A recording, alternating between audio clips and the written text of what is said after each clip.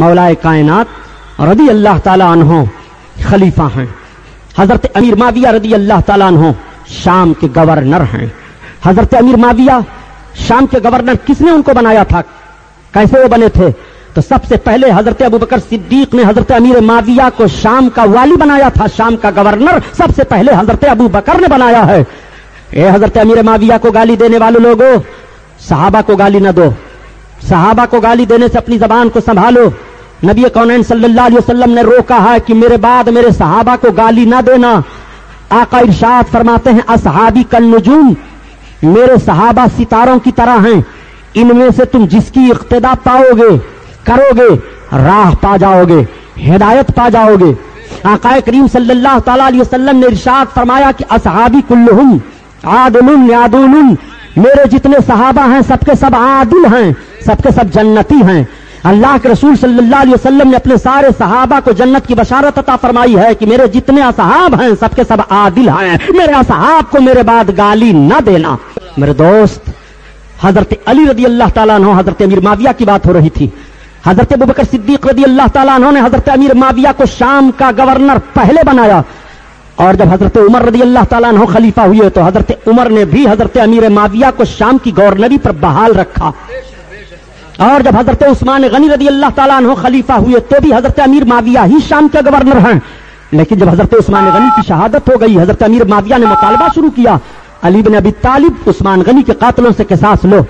हजरत अली रदी अल्लाह ताला अन्हु अपने इज्तिहाद में हजरत उस्मान गनी के कातिलों के पता लगाने में सही हकीकत तक नहीं पहुंच पा रहे हैं, पता नहीं चल पा रहा है, किसास लेने में ताखीर हो रही है।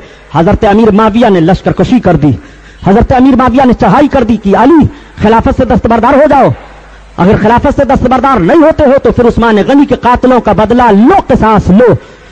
हजरत अमीर माविया भी अपने मौकफ पर सही हैं और हजरत अली भी अपने मौकफ पर सही हैं, इसलिए कि ये सहाबा का इज्तिहाद है, और इज्तिहाद का मतलब ये होता है कि फकीह मुज्तहिद जब किसी मसले में खुलूस नियत से इज्तिहाद करता है, गौर फिक्र करता है, और गौर फिक्र के बाद नतीजे पर पहुंचना चाह करके अमल करता है, अगर वो हकीकत तक पहुंच गया तो उसको 2 सवाब मिलता है, और अगर वो अपने इज्तिहाद से हकीकत तक नहीं पहुंचा, हकीकत तक उसकी रसाई नहीं हुई तो भी उसको 1 सवाब मिलता है। लेकिन इज्तिहाद करने में खुलूस शर्त है।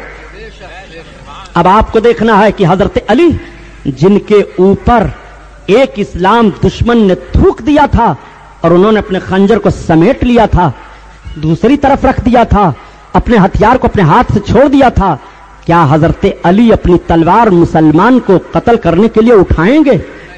क्या हजरत अली अपनी तलवार से यह नियत रखेंगे कि मैं अपनी हुकूमत बनाने के लिए माज़अल्लाह मुसलमानों को कत्ल करूं? अब आओ जरा देखो, हजरत अमीर माविया का भी खुलूस मुलाहजा कर लो। हजरत अमीर माविया का कितना खुलूस है। हजरत अमीर माविया के अंदर इतना खुलूस है, इतना खुलूस है कि किसी ने सवाल कर दिया था, मुआविया ये बताओ कि तुम बड़े हो कि अली बड़े हैं, फजीलत किसकी ज्यादा है? तो अमीर माविया रदी अल्लाह ताला अन्हु के अल्फाज सुनो। आप फरमाते हैं कि अली जिहाद के लिए जिस घोड़े पर सवार होकर के चलते हैं, उस घोड़े के टाप के नीचे की जो धूल उड़ रही है, मुआविया उस धूल के बराबर भी नहीं है। खुलूस तो जरा मुलाहजा फरमाइए। खुलूस की बात बताऊं हजरत अमीर माविया की। हजरत अमीर माविया के खुलूस का हाल ये था, अल्लाहु अकबर, कि जब हजरत अमीर माविया और हजरत अली के बेटे हजरत इमाम हसन से जंग की नौबत आई थी, तो हजरत अमीर माविया ने हजरत अली से जो जंग की थी सिफ़ीन के मैदान में, उसमें दोनों तरफ से 90,000 मुसलमान शहीद हुए थे। दोनों तरफ से मुसलमान शहीद हुए, दोनों तरफ से सहाबा हैं।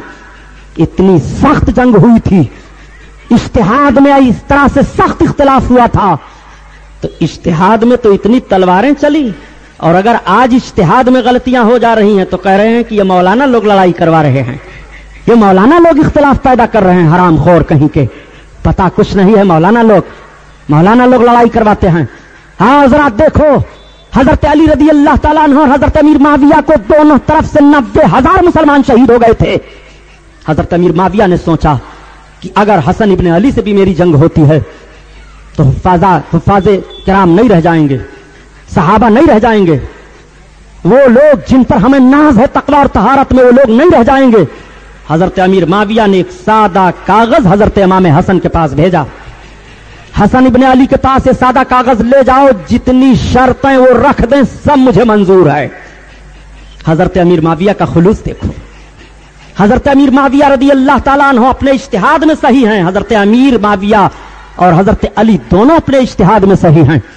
حضرت امیر معاویہ کا خلوص ملاحظہ کرو، جب حضرت علی سے اختلاف ہوا اور آپسی اختلاف کا علم روم کے شہنشاہ ہرقل اعظم کو ہوا، ہرقل بادشاہ نے جب سنا کہ معاویہ ابن سفیان اور علی ابن ابی طالب ان دونوں میں اختلاف ہوا ہے، مسلمانوں میں دو جماعتیں ہو گئی ہیں اور آپس میں خون ریزی ہو رہی ہے، تو خفیہ قاصد معاویہ ابن سفیان کے پاس یعنی حضرت امیر معاویہ کے پاس ہرقل اعظم نے بھیجا۔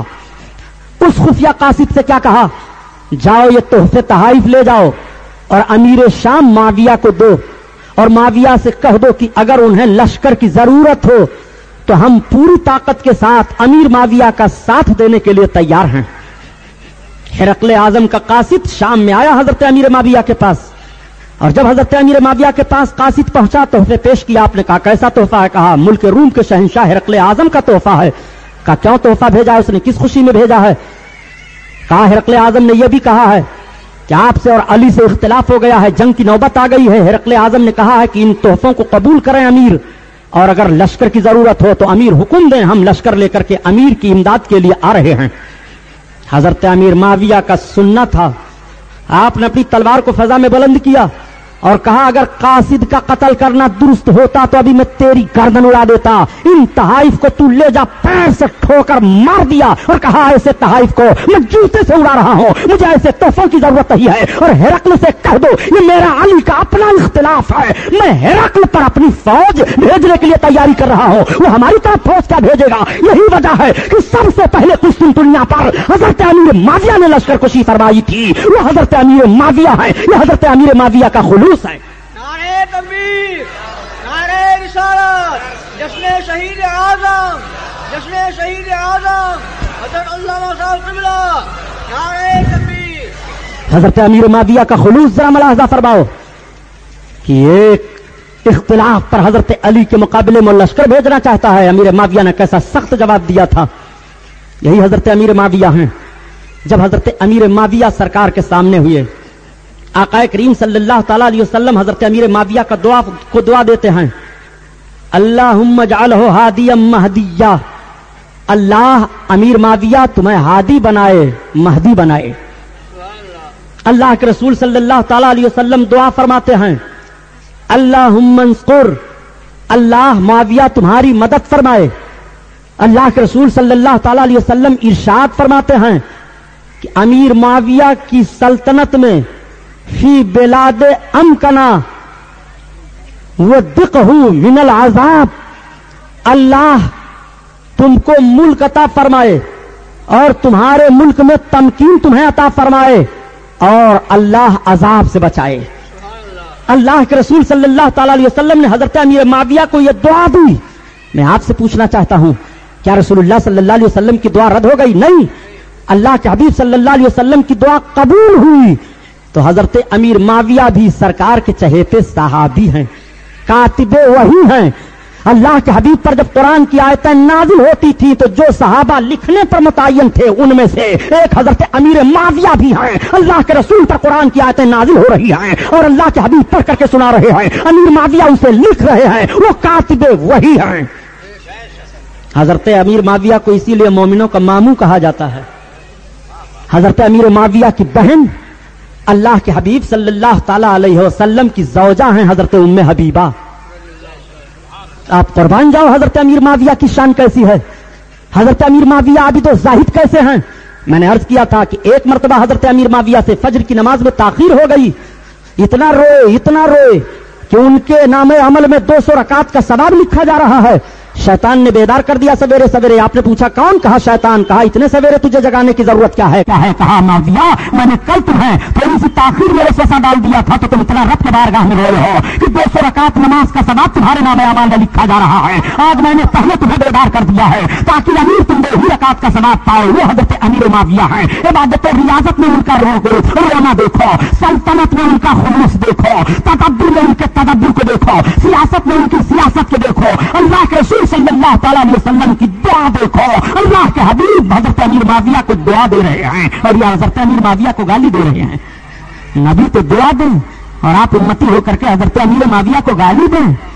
मैं अहले तशा से कहता हूं कि अपना ज़हन फिक्र जो लगा रहे हैं सहाबा को गालियां देने में, वो सोचें कि नबी हजरत माविया को दुआ दे रहे हैं और ये उम्मती होकर के गाली दे रहे हैं।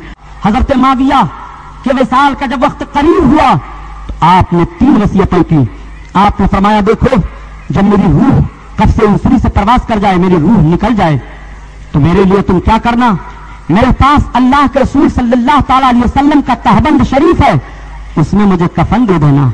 मेरे आका सल्लल्लाहु तआला अलैहि वसल्लम के नाखून मुबारक मेरे पास हैं, उसको मेरी जबान पर रख देना।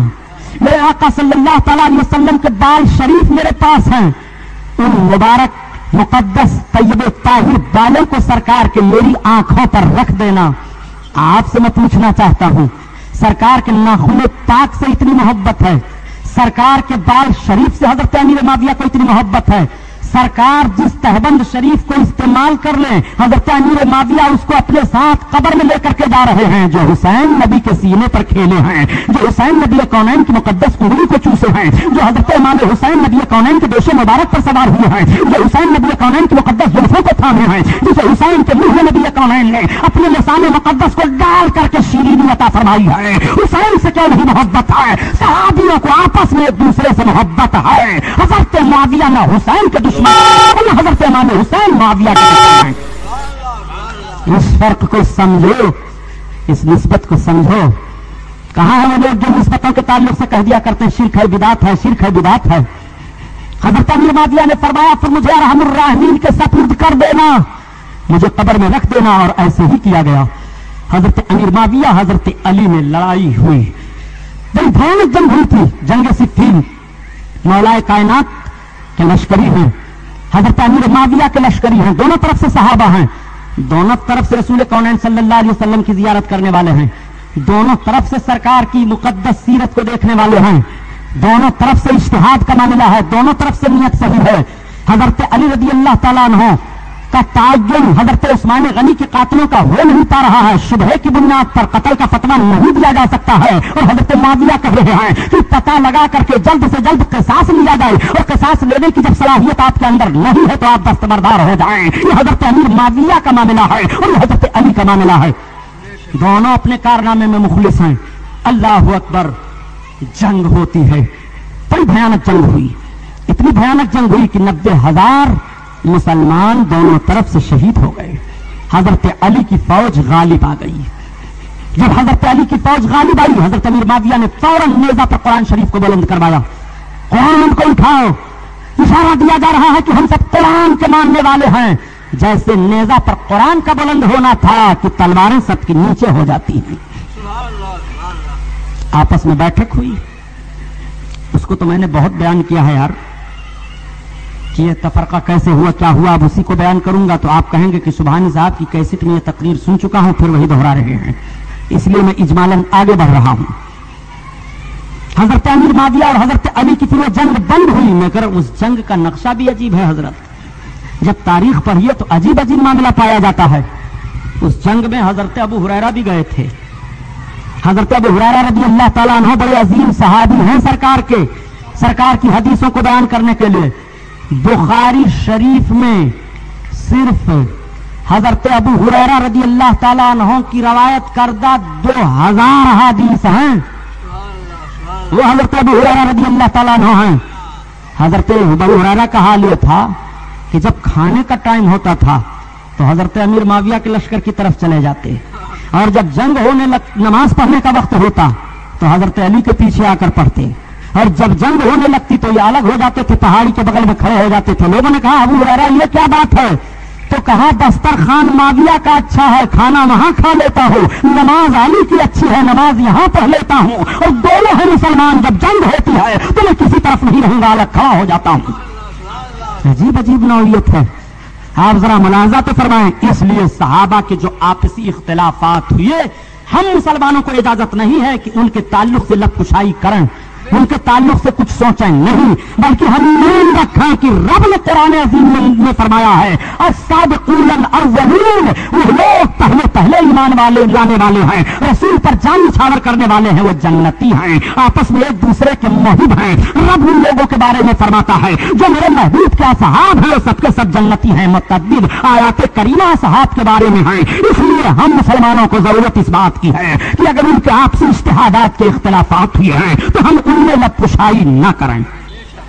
ایک سوال ہمارے اوپر ٹھوک سکتے ہو کہ سبحانی صاحب بڑے زور و شور سے دعویٰ کر رہے ہو تو حضرت امام حسین اور یزید کا بھی تو آپسی اختلاف تھا، تو جیسے حضرت امام حسین کی تعریف کی جا رہی ہے ایسے یزید کو بھی کچھ نہ کہو۔ یہ سوال آپ ہمارے اوپر ٹھونک سکتے ہیں نہیں، بلکہ آپ کے گھر میں یہ سوال گونج رہا ہے۔ آپ یزید کو رضی اللہ تعالیٰ عنہ کہتے ہو، اور پوچھ لو غیر مقلد مولویوں سے، اگر غلط ثابت ہو جائے تو آپ جو سزا دینا چاہیں میرے لیے اعلان کر دیں، میرے خلاف عدالت میں مقدمہ قائم کر دیں، عزت حتک کا دعویٰ کرو۔ پوچھو غیر مقلد مولویوں سے کہ یزید کو رضی اللہ تعالیٰ عنہ کہنا چاہیے کہ نہیں کہنا چاہیے۔ خدا کی قسم تمہیں پتہ چل جائے گا کہ ان کا ذہن و فکر یزیدی ذہن ہے کہ ان کا ذہن و فکر حسینی ذہن ہے۔ یہ بات تو آ گئی جو میں نے بتا دیا، تاکہ یہ سوال نہ ٹھوکیں، یہ سوال نہ کریں کہ پھر ان کے اختلافات ذاتی تھے، اجتہاد کے تھے۔ جی نہیں، حضرت امام حسین کی نیت تو صحیح ہے، اصلاح امت کی نیت ہے، مگر یزید کے اندر آمریت آ گئی تھی، یزید کے اندر گناہ کرنے کا جوش و جذبہ پیدا ہو گیا تھا۔ امام حسین یزید کے گناہ پر یزید سے لڑے ہیں، اور حضرت امیر معاویہ اور حضرت علی کا اختلاف جو ہوا ہے وہ گناہ کی بنیاد پر نہیں ہوا ہے، بلکہ آپس میں اجتہاد کی بنیاد پر ہو رہا ہے۔ یہ کہہ رہے ہیں ایسا کیا جائے، اور وہ کہہ رہے ہیں کہ جب صحیح تعین نہیں ہو پا رہا ہے تو شبہے میں قتل کرنا جائز نہیں ہے۔ حضرت علی کا یہ فتویٰ ہے، دونوں طرف سے فتویٰ ہے اور دونوں کا صحیح معاملہ ہے۔ اور یہاں تو فتویٰ کی بات ہے ہی نہیں، یہاں تو ایک طرف فتویٰ ہے تو دوسری طرف لقبہ ہے، تو دونوں میں اتفاق و اتحاد کا معاملہ کہاں ہے؟ اب آپ ذرا غور فرمائیں، حضرت علی حضرت امیر معاویہ میں مصالحت ہو گئی۔ حضرت امیر معاویہ شام کے گورنر رہے، حضرت امیر معاویہ کو گورنری کا عہدہ رہا، حضرت علی رضی اللہ تعالیٰ عنہ خلیفۃ المسلمین رہے۔ جب حضرت علی کی شہادت ہوئی، حضرت علی رضی اللہ تعالیٰ عنہ شہید ہوئے، تو حضرت امام حسن رضی اللہ تعالیٰ عنہ کو آپ کا خلیفہ منتخب کیا گیا۔ 6 مہینہ تک حضرت امام حسن خلافت کے دعوے دار رہے، خلافت کی ذمہ داریوں کو سنبھالتے رہے، لیکن جب اختلاف بڑھا اور اختلاف بڑھنے کی صورت میں میرے آقا کا فرمان سامنے آیا، حضرت امام حسن کے تعلق سے میرے سرکار نے ایک مرتبہ فرمایا تھا کہ اس میرے بچے کے ذریعہ سے اللہ تعالیٰ مسلمانوں کے 2 گروہوں میں صلح کرائے گا، مسلمانوں کے 2 گروہوں میں صلح کرائے گا۔ سرکار کے الفاظ کو سمجھے، سرکار دونوں جماعت کو مسلمان کہہ رہے ہیں، تو میرے آقا جب دونوں جماعت کو مسلمان کہہ رہے ہیں تو ایک جماعت کی تعریف کرنا، دوسری کو گالی دینا، یہ کہاں ہمارے اور آپ کے لیے درست ہے؟ چنانچہ باتیں آپس میں ہوئی، حضرت امام حسن کے ماننے والے تیار ہو گئے کہ ہم امیر شام سے جنگ کریں گے، آپ ہی خلیفہ رہیے۔ حضرت امام حسن نے انکار فرما دیا، نہیں۔ تب تک حضرت امیر معاویہ کا قاصد پہنچ گیا سادہ کاغذ لے کر کے، اور کہا یا امیر شام، امیر معاویہ کی طرف سے میں لے کر کے آیا ہوں، آپ اس پر جو شرطیں لکھ دیں۔ حضرت امام حسن رضی اللہ تعالیٰ عنہ نے اپنی شرطوں کو سادہ کاغذ پر لکھ کر کے بھیج دیا۔ اس میں سے ایک شرط یہ بھی تھی کہ میں آپ کو خلیفۃ المسلمین تسلیم کرتا ہوں، آپ کے بعد خلافت مسلمانوں کا حق ہوگا، مسلمان جس کو چنیں گے خلیفہ وہ ہوگا، اگر مسلمان میرے بھائی حسین ابن علی کو چن لیں گے تو حسین ابن علی خلیفہ بنائے جائیں۔ یہ شرط بھی حضرت امام حسن نے لکھ کر کے امیر معاویہ کو دے دیا۔ حضرت امیر معاویہ نے شرطوں پر دستخط کیا، شرط کی منظوری ہو گئی، حضرت امیر معاویہ خلیفۃ المسلمین امیر المومنین بنے، اور حضرت امام حسن نے دستبرداری کا معاملہ پیش کر دیا۔ اب ذرا غور فرماؤ، حضرت امیر معاویہ نے کیا کیا کارنامہ انجام دیا۔ حضرت امیر معاویہ کے دور حکومت میں اسلامی سلطنت کی وسعت کس کس طرح سے ہوئی؟ پہلا دستہ حضرت امیر معاویہ نے قسطنطنیہ پر بھیجا. یہ لوگ بہت چیختے اور چلاتے ہیں کہ رسول اللہ نے ارشاد فرمایا کہ پہلا دستہ، پہلا لشکر اسلامی جو قسطنطنیہ پر حملہ آور ہوگا مغفور لہو، وہ سب کے سب بخشے بخشائے ہیں. صحیح ہے، میرے آقا کی حدیث پاک ہے، میرے آقا نے صحیح فرمایا ہے. تو یہ کہتے ہیں کہ یزید بھی تو اس میں شامل تھا. آپ ذرا تاریخ اٹھا کر کے پڑھ لو اور یزید کی زندگی پڑھ لو. آپ ذرا غور فرمائیے، تاریخ اور مطالعے میں اوساط پیدا کر کے تاریخ کو توڑ مروڑ نہیں آر ایس ایس کی طرح جیسے بھارت میں آر ایس ایس والے تاریخ کو توڑ مروڑ کر کے اور ظلم بربریت کا ننگا ناچ ہر دم ناچنے کی کوشش کرتے ہیں. ایسے آپ تاریخ کو توڑ مروڑ نہیں. حضرت امیر معاویہ نے جو لشکر اسلامی بھیجا تھا قسطنطنیہ کی طرف، وہ یزید ابن معاویہ نہیں ہے بلکہ وہ دوسرے ہیں. یزید کی عمر 4 برس کی تھی اس وقت. اب کہاں معاملہ پایا جاتا ہے؟ اچھا فرض کر لو حضرت ان کی بات ہی مان لی جائے، ان کی بات ہی تسلیم کر لی جائے کہ جو پہلا لشکر اسلامی کا دستہ ہوگا سب بخشے بخشائے ہیں. اب آپ سے میں پوچھنا چاہتا ہوں کہ رسول اللہ نے تو یہ بھی فرمایا ہے کہ جس نے بسم اللہ الرحمن الرحیم پڑھ لیا وہ بخش دیا جائے گا. تو کوئی کہے کہ میں بسم اللہ الرحمن الرحیم پڑھ لیا ہوں، اب میں بخش دیا گیا، اب میں جا رہا ہوں چوری کروں گا، شراب پیوں گا، زنا کروں گا، تو آپ کا فتویٰ کیا ہوگا؟ آپ کا فتویٰ کیا ہوگا؟ آپ ذرا مجھے بتائیے. رسول اللہ نے تو یہاں تک فرمایا کہ سلام پھیلاؤ تمہارے لیے جنت بخش دیے جاؤ گے. تو آپ سلام کر لو، بس روزہ نماز سب چھوڑ دو کہ سرکار کا تو فرمان ہے کہ سلام پھیلاؤ جنتی ہو جاؤ گے.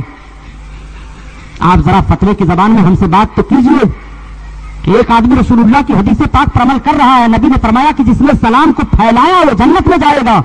تو آپ صرف سلام پھیلاتے رہیے، نماز چھوڑ دیجئے، حج چھوڑ دیجئے، زکات دینا چھوڑ دیجئے، قرآن کی تلاوت چھوڑ دیجئے اور کہہ دیجئے کہ جب رسول اللہ نے سلام پھیلا دینے ہی پر بخشش کا پیغام دے دیا ہے تو اب ہمیں یہ سب کرنے کی ضرورت کیا ہے؟ نہیں. آپ پھر وہی جملہ دہراؤ گے کہ اگر ہم گناہ کریں گے تو گناہوں کی سزا بھی متعین ہے. جس رسول نے سلام کے پھیلانے پر جنت کی بشارت عطا فرمائی ہے وہی نبی کونین سلام چھوڑ دینے پر بھی سزا کا تعین فرما رہے ہیں. جس رسول نے سلام پر جنت کی بشارت دے دی ہے وہی میرے آقا نماز کے ترک پر بھی عذاب الہی کا پیغام دے رہے ہیں. وعید اور عذاب کی بات بتا رہے ہیں. نماز چھوڑو گے تو تمہیں اتنا عذاب ہوگا، روزہ چھوڑو گے تو تمہیں یہ عذاب ہوگا. اب آپ ذرا غور فرمائیے کہ یزید اگر اس لشکر میں شامل ہی تھا تو یزید نے جو مدینہ کی بے حرمتی کی ہے، یزید نے جو امام حسین کو قتل کروایا ہے، یزید نے جو اللہ کے حبیب صلی اللہ علیہ وسلم کی اولادوں کو کربلا کی تپتی ہوئی زمین پر تڑپا تڑپا کر کے اپنے فوجیوں کے ذریعے سے شہید کروایا ہے، دانا پانی سب بند کیا ہے، ظلم کیا ہے. اس ظلم کا کوئی عذاب ہوگا کہ نہیں؟ اس ظلم کی کوئی سزا ہوگی کہ نہیں؟ اس کارنامے سے بھگتنا پڑے گا کہ نہیں؟ اپنے کی زبان میں بھی بات کرتے چلو تو بھی تمہیں کہنا پڑے گا کہ یزید نے غلط کیا اور امام حسین کے ساتھ جو کچھ ہوا وہ یزید کے اشارے پر ہوا. تو طرفداری کر کے اپنی عاقبت مت برباد کرو یارو. بات چل رہی تھی امیر معاویہ کی. حضرت امیر معاویہ کے دور میں بڑی فتوحات ہوئی ہیں، اسلامی جنگیں ہوئی. حضرت امیر معاویہ نے بڑی ترقیاں کی. حضرت امیر معاویہ نے بھی لشکر کو خوب سوار سجا کر کے رکھا. مسلمان بہت ہی مستفیض و مستنیر ہو رہے تھے، اسلامی ماحول بڑھ رہا تھا. حضرت امیر معاویہ رضی اللہ تعالیٰ عنہ کے جب وصال کا وقت ہوا تو کچھ ایسے مشیر آپ کے پاس بیٹھنے کے بعد مشورہ کیا کہ امیر آپ بیمار ہیں، بیماری کے بعد آپ کا آخر خلیفہ امیر المومنین کون بنے گا؟ نہ ہو تو یزید کو بنا دیا جائے. حضرت امیر معاویہ نے فرمایا مسلمان برداشت نہیں کریں گے. کیوں نہیں برداشت کریں گے؟ اس لیے کہ یزید کے اندر لاؤبالی پن ہے، یزید کے اندر لڑکپن پایا جا رہا ہے. امیر ٹھیک ہو جائے گا، وہ درست ہو جائے گا. کچھ حکومت کے لالچی ایسے تھے، کچھ دنیا دار ایسے تھے، کچھ ایسے تھے جن کو ان کے نفس نے دھوکہ دے دیا تھا. ایسا مشورہ وہ دے رہے تھے. حضرت امیر معاویہ حج کے موقع پر آئے اور جیسے آپ نے اشارہ کیا تو مسلمانوں میں اشتعال دیکھا گیا. امیر معاویہ خاموش ہو گئے. مورخین اس کو بھی تو لکھتے ہیں.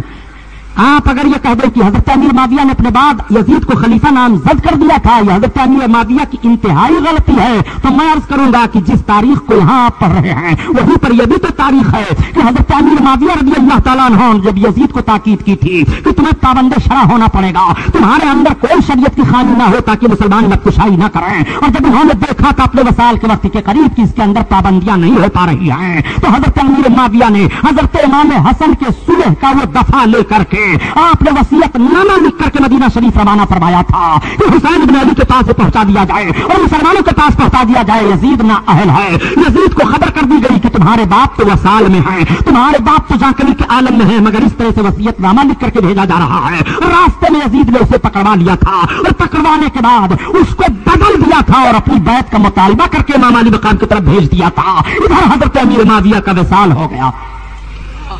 حضرت امیر معاویہ کا وصال ہوا. اب آپ ذرا بتائیے, راستے میں خط کو پکڑ کر کے بدل دیا جائے تو اس کا کیا علاج ہے؟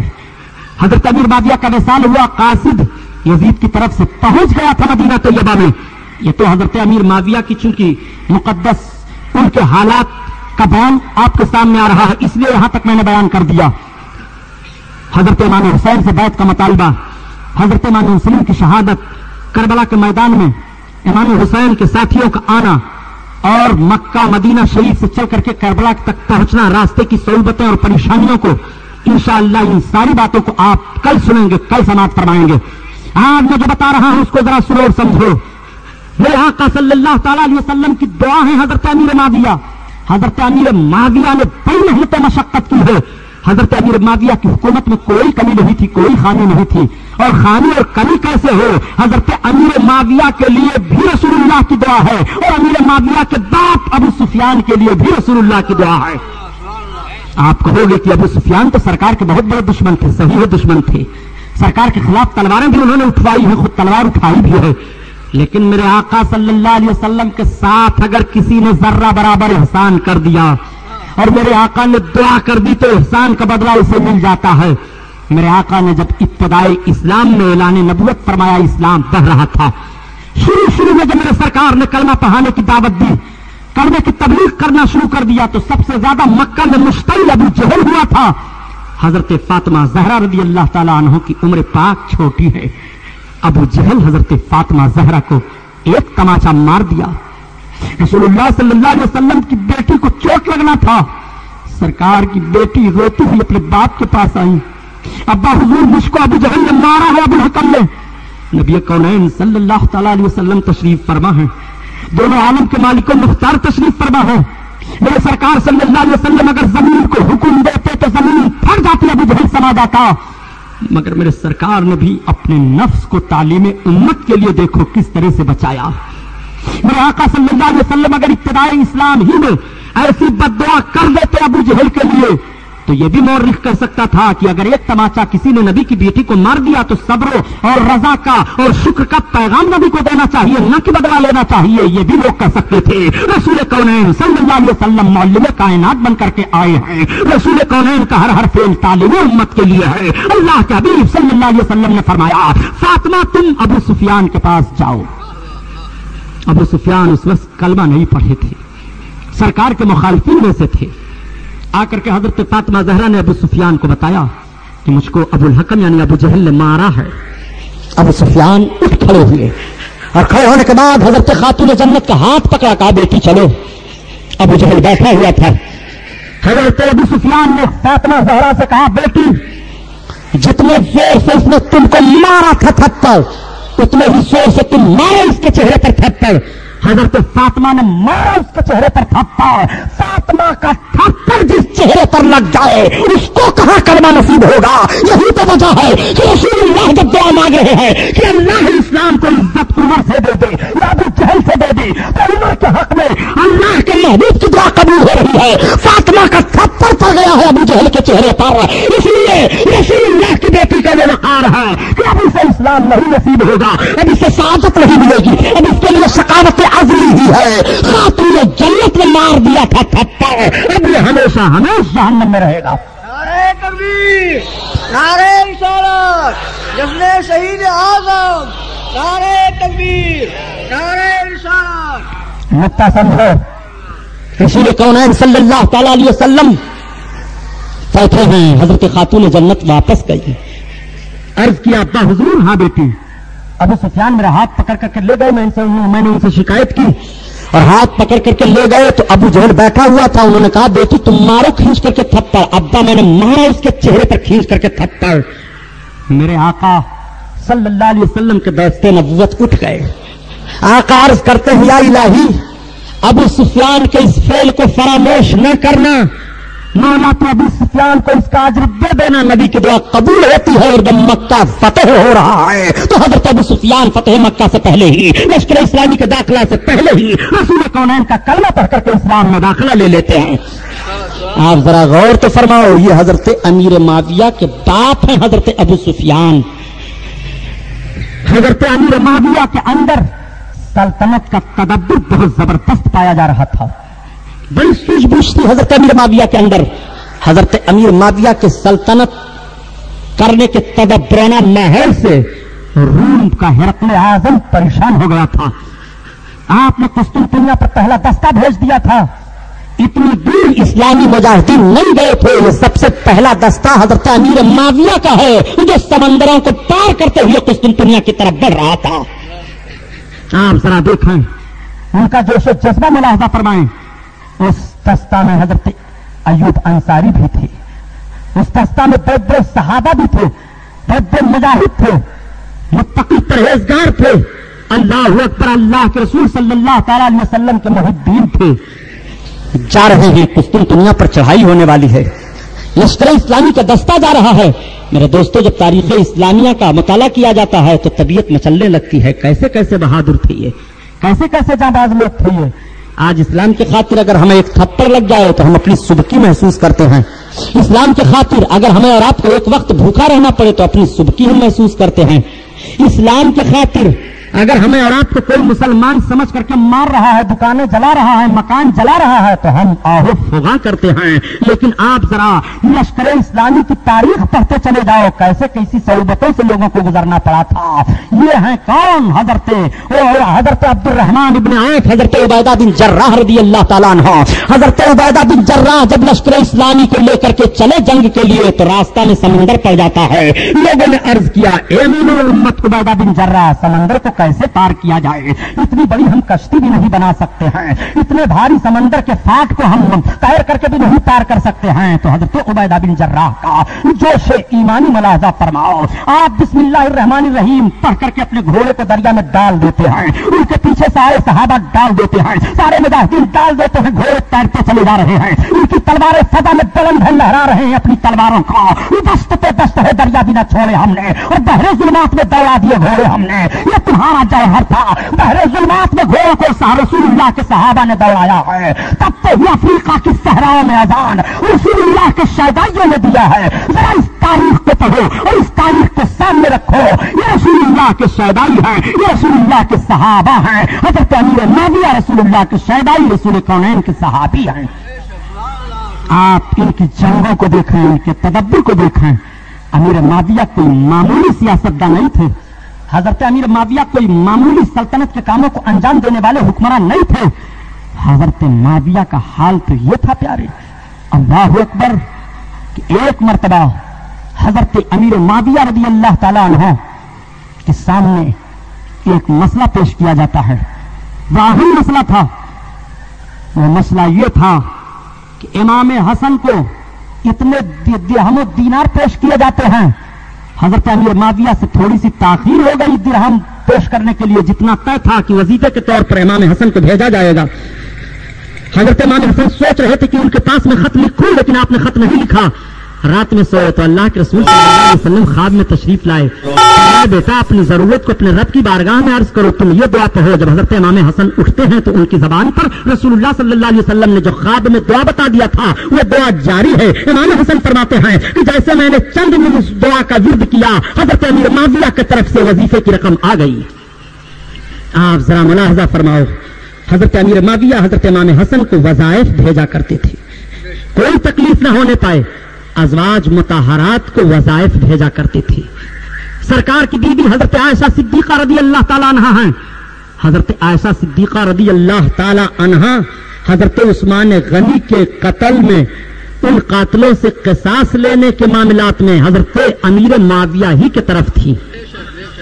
اور اونٹ پر سوار ہو کر کے اسلامی مجاہدین کے ساتھ گئی بھی تھی. میرے آقا نے ایک مرتبہ ارشاد فرمایا تھا میری بیویوں میں سے ایک بیوی جنگ میں جائیں گی اوقاس کے کتے بھونکیں گے. جیسے حضرت عائشہ بڑھی اوقاس کا مقام آیا کتے بھونکنے لگے. نبی کونین صلی اللہ تعالیٰ علیہ وسلم کی پیشین گوئی یاد آ جاتی ہے. حضرت ام المومنین عائشہ صدیقہ رضی اللہ تعالیٰ عنہا کو احترام اور عزت کے ساتھ مولا کائنات نے جنگ سے واپس کیا.